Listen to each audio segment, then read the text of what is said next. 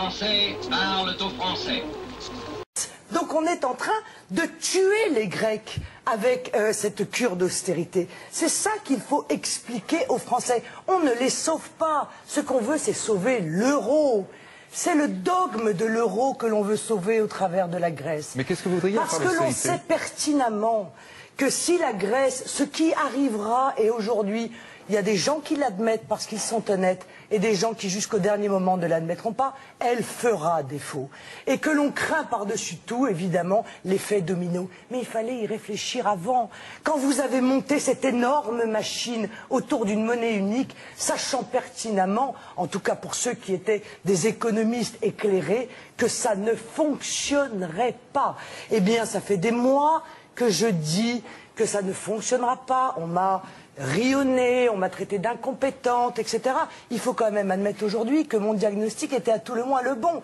Donc essayez d'écouter les solutions quand même que je propose. Philippe de Sertine, vous posez une question très rapidement. Non, juste la question, c'est de dire si la Grèce ne fait pas une cure d'austérité, c'est quoi l'alternative? C'est-à-dire dire à la Grèce, vous devez vous emprunter davantage pour faire une relance, mais auprès de qui? Qui va vouloir leur prêter? Non mais monsieur, c'est fini ça. Eh bien oui, on est d'accord. Non mais on est d'accord. Donc Mais on vous laisse n'avez tomber. aucune solution. Vous avez compris? Il n'y a plus de solution. Ah, mais ça, j'ai très bien compris. Monsieur, vous avez bien compris qu'il n'y a pas de solution. La Grèce seule va faire solution, défaut. elle vient de ceux qui peuvent aider la Grèce. Ah, et pour les aider, donc, eh bien, il faut que les Grecs eux-mêmes ne continuent pas d'augmenter leur dette. C'est aussi simple que ça. Vous voulez donc la France, qui a déjà elle-même une dette vertigineuse, dont 8 millions de Français vivent sous le seuil de pauvreté, qui voit son économie s'effondrer, qui a fait 0% de croissance au deuxième trimestre, eh bien, ce ne soit pas 32 milliards qu'elle verse à la Grèce, mais 150 milliards. Et puis demain le Portugal, et puis peut-être après l'Espagne. Ça, c'est un gros morceau. Comment on va faire pour payer pour cela? Vous savez très bien que ce système est mort. On doit Alors je crois assumer dès aujourd'hui, plutôt madame. que de partir dans la panique, moi ce que j'ai vu, c'est la panique totale. Ce Sarkozy, on nous a dit, il protège contre la guerre. Rien du tout. Il court après la panique européenne et il se laisse embarquer dans une fuite en avant dans laquelle il embarque le peuple français. J'ai proposé moi un plan concerté, organisé, planifié de sortie de l'euro, avec une initiative franco-allemande, parce que le peuple français et le peuple allemand, monsieur, excusez-moi de parler de gros mots, hein, les peuples ne veulent plus payer pour les autres. Voilà. Ça n'est pas vrai, madame. Ça n'est pas vrai. Vous ne pouvez pas parler au nom du peuple allemand.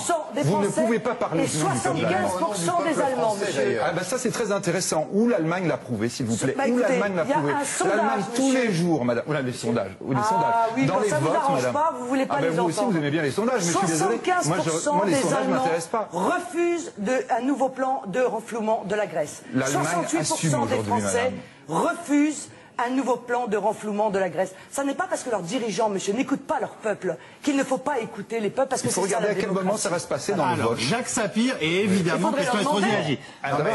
S'il vous plaît, Jacques Sapir. Je pense qu'il faut maintenant regarder la réalité en face. La Grèce est aujourd'hui sur une pente de déficit budgétaire qui est considérée comme incontrôlable par le propre ministère des Finances de Grèce. Pourquoi ? Parce qu'effectivement, les plans d'austérité ont provoqué une contraction de son économie cette année, vont provoquer une contraction de son économie l'année prochaine, et que toute contraction de l'économie provoque une contraction des ressources budgétaires. Ce qui fait que même si les dépenses sont réduites, comme les recettes sont réduites encore plus, le déficit se reproduit et la dette augmente. Donc là, vous nous dites que le malade va mourir guéri. Tout à fait. Peut-être.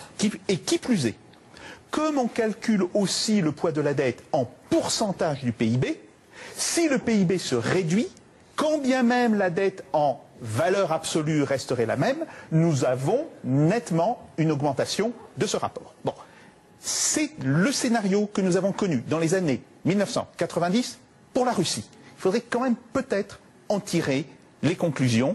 Il faudrait se rappeler de ce à quoi ça a conduit. Je pense qu'aujourd'hui... Ça a conduit à quoi ? Au défaut. Au défaut en 1998.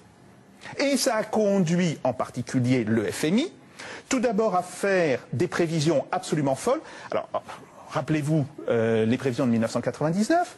Le FMI annonce qu'il y aura une baisse de 5% du PIB. Mais suite au défaut et à la dévaluation, c'est à une croissance de 7% du PIB que l'on a assisté. Autrement dit, le FMI s'est trompé de 12 points là-dessus. Donc il faut faire très attention, si vous voulez. Je pense qu'aujourd'hui, la Grèce est dans une situation dont elle ne peut pas sortir. Alors, si la... Seule. Elle ne peut pas Elle sortir. peut sortir, elle peut Non, sortir, mais pas seule, c'est attendez. tout. Si la question était uniquement la Grèce, C'est ça. effectivement, il y aurait bien la possibilité d'une aide de l'ensemble de la zone euro. Mais le problème, c'est que nous avons toute une série de pays qui attendent derrière la Grèce.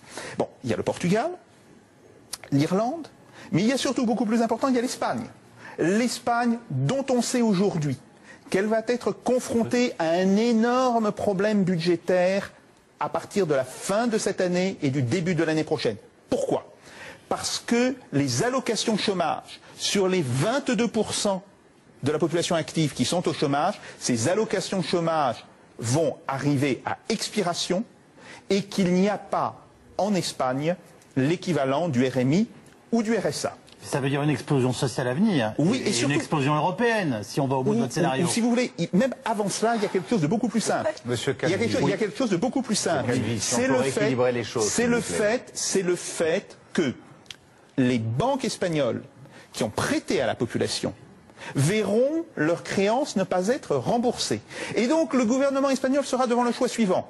Soit il resolvabilise les banques qui ont déjà été, en particulier les banques régionales, lourdement dégradées par les agences de notation américaines.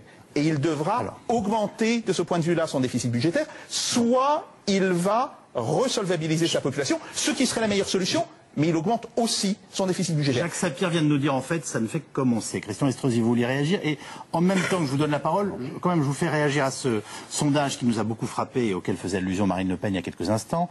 En 9 mois, les Français qui étaient favorables au soutien à la Grèce, ils sont devenus hostiles. C'est un sondage IFOP pour nos confrères de Dimanche Ouest France et qui révèle que 68% des Français désapprouvent aujourd'hui l'aide à la Grèce.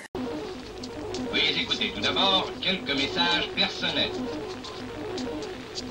Gabriel garde l'anonyme. Le manchot la serre dans ses bras.